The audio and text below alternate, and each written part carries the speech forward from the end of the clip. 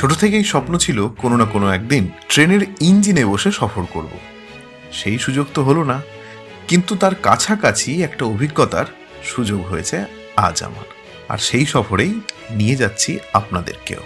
চলুন আমার সঙ্গে আজকে এক্সপিরিয়েন্স করুন হাওড়া থেকে মালদা কুলিক এক্সপ্রেসের ভিস্তাডোম।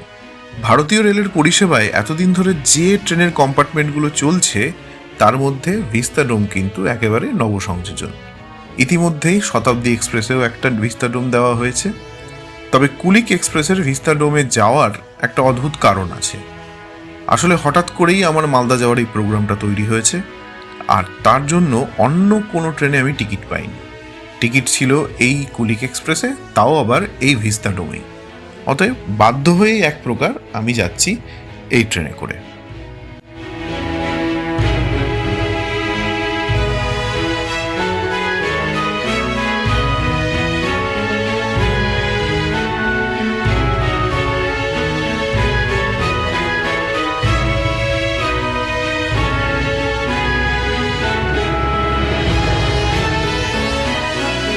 ভিস্তাডোমে দাঁড়িয়ে এই রেল লাইন দেখতে দেখতে ট্রেন জার্নি বিষয়টার প্রতি একটা অন্যরকম অনুভূতি তৈরি হলো।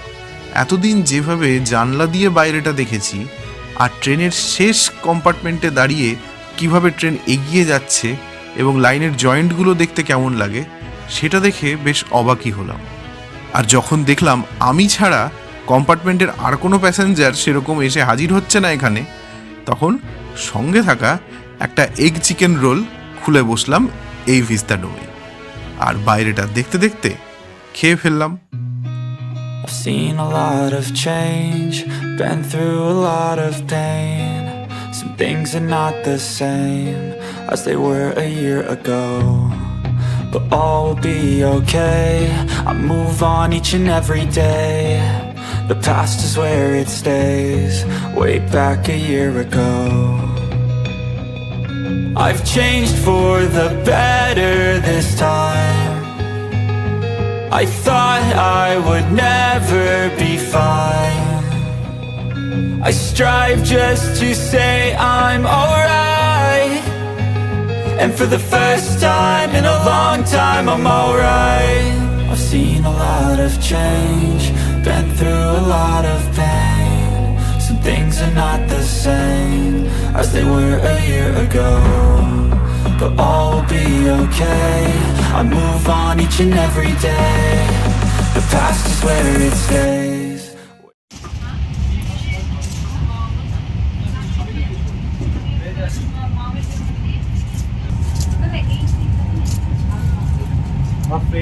চা আছে?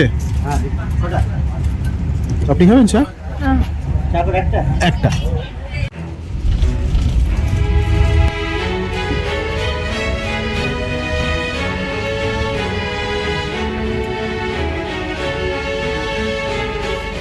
কুলিক এক্সপ্রেসের ভিস্তাডোমে শতাব্দী এক্সপ্রেসের মতো খাবারের কোনো ব্যবস্থা নেই। তবে এই ভিস্তাডোমে কিন্তু হকার্স অ্যালাউড, তাই খুব একটা অসুবিধা আপনাদের হবে না। বর্ধমান পেরোতেই রেল লাইনের এই সেকশনটা আমার খুব প্রিয়, যেখানে ট্রেনটা বাঁক নিলে একেবারে ইঞ্জিন পর্যন্ত খুব সুন্দরভাবে দেখা যায়। আর এবার যেহেতু ভিস্তাডোমে বসেছিলাম, মানে ট্রেনের একদম শেষ কম্পার্টমেন্টে, তাই পুরো ট্রেনটাই দেখা যাচ্ছিল। কি দারুণ লাগছে না? গরমের দিন বলে সমস্ত প্যাসেঞ্জাররা ওই যে এসি কম্পার্টমেন্ট, মানে এই যে এর ভেতরে, সেখানে সবাই বসে আছে। কিন্তু এরকম একটা ভিস্তাডোম একদম ফাঁকা, কেউ নেই। এখানে বসতে আর কি ভেতরে যেতে ইচ্ছে করে বলুন, সেই কারণে এখানেই চুপচাপ করে বসে আছে। I've changed for the better this time. I thought I would never be fine. I strive just to say I'm alright, and for the first time in a long time I'm alright. I've seen a lot of change, been through a lot of pain. Some things are not the same as they were a year ago, but all will be okay. ট্রেনটা এখন একটা সিগন্যালে দাঁড়িয়েছে বোধহয়, এই যে ভেদিয়া, এই ভেদিয়াতে দাঁড়িয়ে আছে।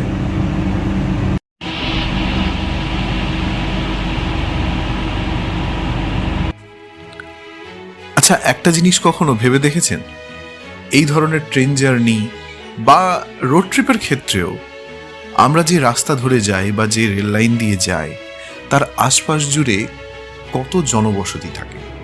সমস্ত জনবসতির নাম কিন্তু আমরা জানি না, বা সেই মুহূর্তে সেই গ্রামে কি ঘটছে সেটাও কিন্তু আমরা জানতে পারি না। কিন্তু মনের ভেতরে প্রতিনিয়ত একটা ছবি আমরা এঁকে নিই যে এই গ্রামের ভেতরে নিশ্চয়ই এই মাটির বাড়িগুলোতে নিশ্চয়ই সুন্দর করে আলপনা দেওয়া হয়েছে, হয়তো কোথাও দূরে তুলসী মঞ্চে একটু পরেই সন্ধেবেলা শাঁখ বাজানো হবে। কিন্তু আদতে সেই গ্রামগুলো এখন কি অবস্থায় আছে সেটা আমাদের পক্ষে জানা সম্ভব হয় না। এগুলো কিন্তু ভাবতে ভাবতেই আমার এই ট্রেন জার্নির অনেকটা পথ পেরিয়ে গেল। পৌঁছে গেলাম বোলপুর। এই বোলপুরেই তো কয়েকটা দিন আগে নিজেরা গাড়ি চালিয়ে এসেছি। সেই ভ্লগগুলো দেখতে ভুলবেন না কিন্তু, সেখানেও আছে দুর্দান্ত কিছু দৃশ্য আর প্রচুর অজানা মন্দিরের সন্ধান।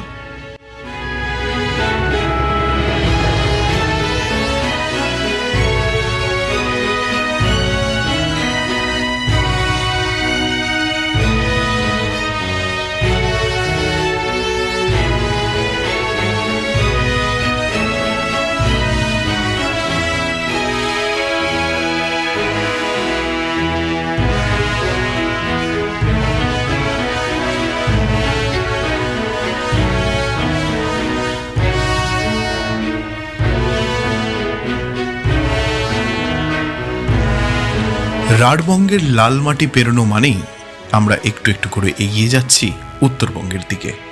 এর আগে রামপুরহাট, তারাপীঠ আর নলাটেশ্বরীর দুর্দান্ত কিছু ভ্লগ আমাদের চ্যানেলে রয়েছে, সেগুলো দেখতে ভুলবেন না কিন্তু।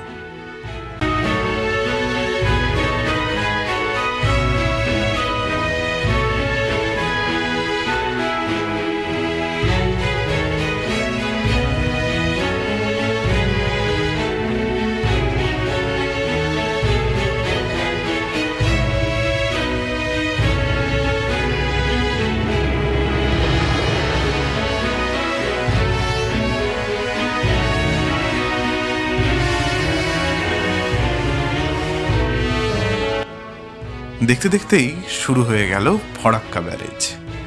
ফরাক্কা ব্যারেজে এলেই ছোটবেলার কথা খুব মনে পড়ে।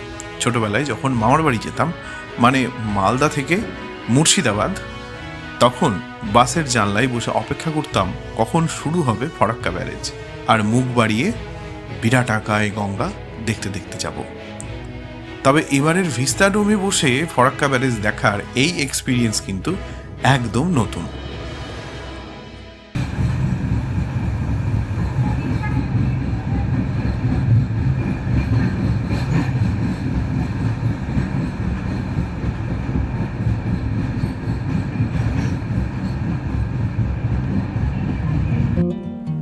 ফরাক্কা ব্যারেজ পেরোনো মানেই নিউ ফরাক্কা জাংশন, আর তারপরে শুরু হয়ে যায় আমার শহর, আমের শহর, মালদা জেলার একের পর এক আম বাগান, যেখানে এখন কিন্তু প্রত্যেকটা গাছ আমে ভরা।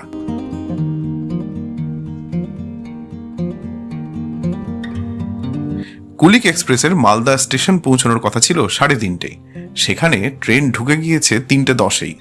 বুঝতেই পারছেন 20 মিনিট আগে। যাই হোক, আমার তো সুবিধাই হলো।